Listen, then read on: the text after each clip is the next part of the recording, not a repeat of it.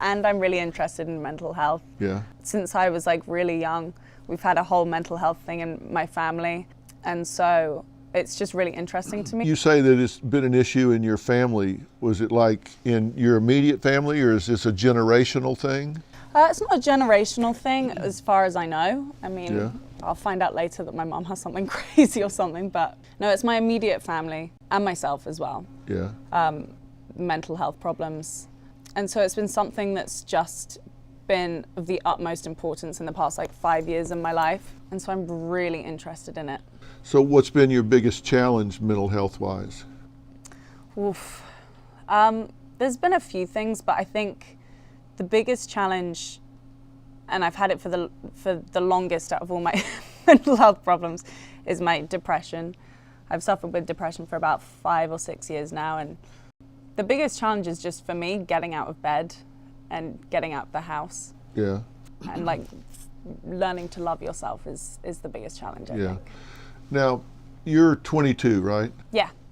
And so when you say like the last 5 years, did you not have any issues with it until you were like 17? Yeah, I really don't think I had any issues with it up until I was, around 17.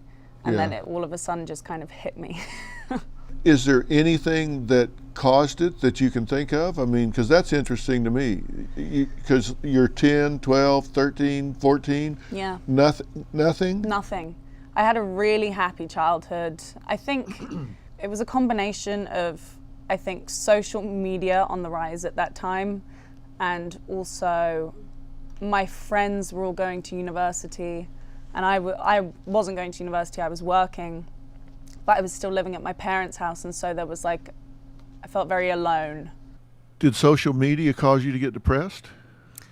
I think it contributed. I wouldn't say that was the main reason. I think it's some sort of chemical imbalance, but I think it definitely was a bit of a catalyst. Are you what I call SMS? Social media sensitive? Yeah. Were you then? Are you now? I think I was more so then. I'm learning to not be so much now. Yeah. But yeah, you see 10 great comments and you ignore them, but one negative comment and it just throws you off. What would people say that bothered you? What kind of thing would bother you? So the character that I play on my show is called Sansa, and people used to write oh damn, Sansa gained 10 pounds, or Sansa needs to lose 10 pounds, or Sansa got fat. Really? Yeah. It was just a lot of weight comments. Or I would have spotty skin because I was a teenager, and that's normal. And I used to get a lot of comments about my skin and my weight and how I wasn't a good actress and things like that. I used to get called wooden a lot. Still do. And that bothered you? Yeah. And what would you say to yourself about that? I would just believe it. I would just say, yeah, I am spotty, I am fat, I am a bad actress, and I just believed it. And when you say depressed, how did that express for you? Just by being withdrawn? Yeah, withdrawn. I had no motivation to do anything or go out, or even with my best friends, I wouldn't want to see them. I wouldn't want to go out and eat with them. Would cry and cry and cry over just getting changed and having to put on clothes and be like, I can't do this. I can't go outside. I can't. Mm-hmm. I have nothing that I want to do. Yeah. And it never occurred to you that 99.99999% of the girls in the world would love to be you? I don't know. I don't know. I guess the grass is always greener on the other side. I think I was in a really special position, and I count myself as very lucky for that, but I don't think I viewed myself as worthy of anything that I was doing. So did you have support? I mean, did your parents support you? Did they come and say, don't be depressed? Did they get you help? Did they?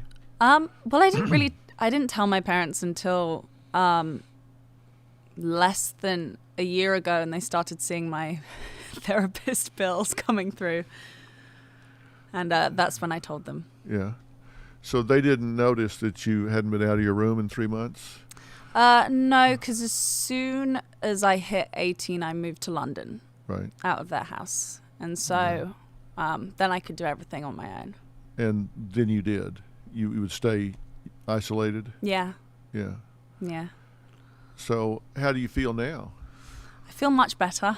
Yeah. Why? I've been doing therapy at cast centers, actually. Yeah. I'm on medication, and I love myself now, or more than I used to. I think I don't think I love myself at all, but I'm now with someone that makes me realize, you know, that I do have some redeeming qualities, I suppose. And when someone tells you they love you every day, it makes you really think about why that is, and I think it makes you love yourself a bit more. So yeah, I love myself. So I love myself. yeah, that's good. You said that like you meant it. You said you spent 5 years being depressed. If you don't find or create meaning or purpose out of that, what's the point of having endured it? Yeah. But if you use that in some way and create value out of it, someone like you that is an absolute icon to your generation, that is transparent about mental health issues, can save thousands of lives by being transparent about that. Yeah. Young girls can look at you and say, oh my God, I admire her so much, and if she can have those issues and come out the other end, I'll never give up. Yeah. Because I look at her, and if she can do it, I can do it. I'll be inspired by her. I will do it. She did it, I'll do it. Your transparency, just what you've said today, I guarantee you what you've said today can save 1,000 lives in America this year. Wow, that's something that I would love. I kid you not. It will save 1,000 lives in America this year. That is absolutely what I hope to be like the payoff for me going through all of that. That's something that, to make movies about it or to just speak about it and be transparent about it, that's the payoff that I would like, is for people to not feel so alone and feel encouraged to talk to someone about it and hopefully save them from something. You have to break that down and translate it. Think about what I just said. Think about, you watch the show so much, and so you know about how many girls, 8th or 9th grade, parents go in their room and find that they've hung themselves in their closet because they've been bullied on social media. Yeah. Think about that. And think about how many girls may not do that because of what you've said. How many parents will open that door and their girl will be sitting on their bed because of what you've said?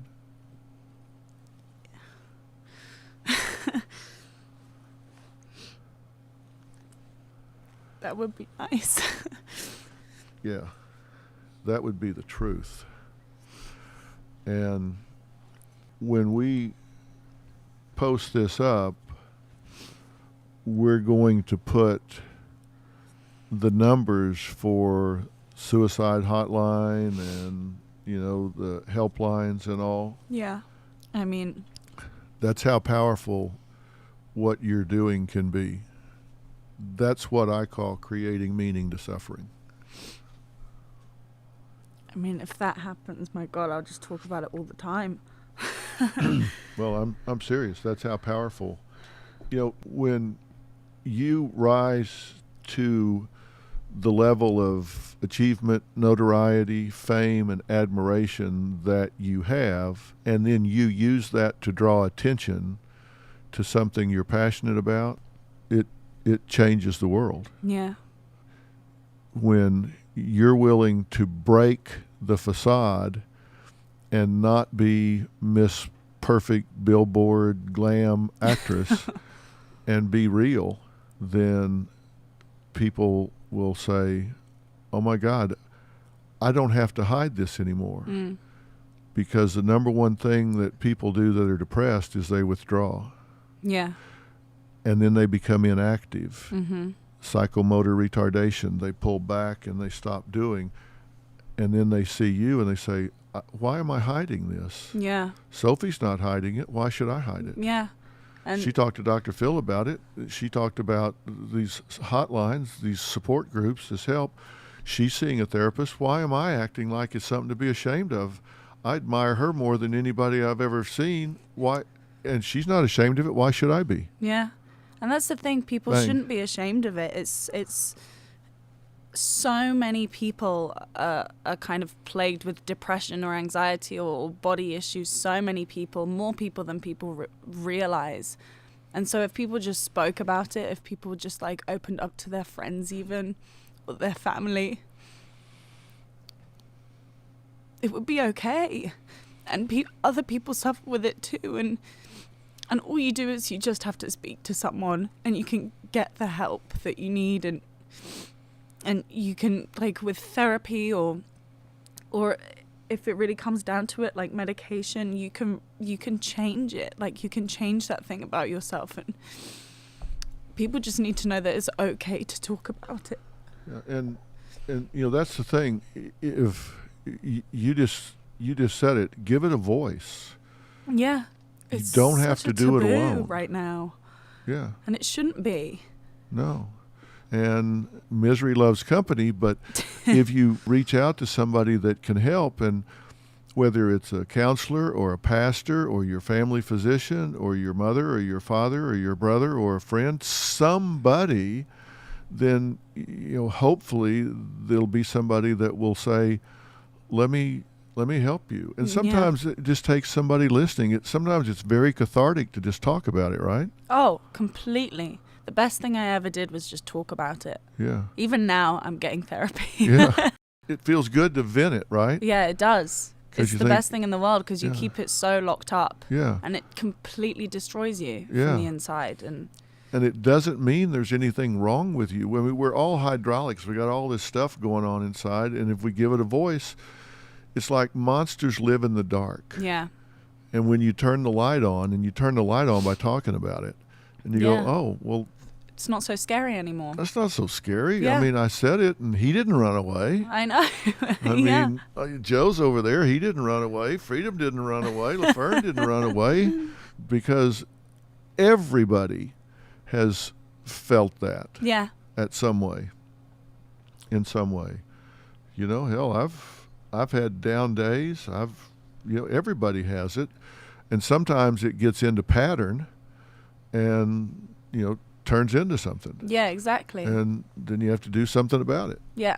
So, and there's no reason that you shouldn't. No, it's like a broken arm. You go and you get the help that you need, and there should be no stigma. There shouldn't be any stigma. There should be no stigma whatsoever. Sophie, thanks for doing this. Thank you so much. I really appreciate it. I appreciate it more. All right. All right. Joe, come in. Well done. That was amazing. Great, wasn't she? She was wonderful. Yeah.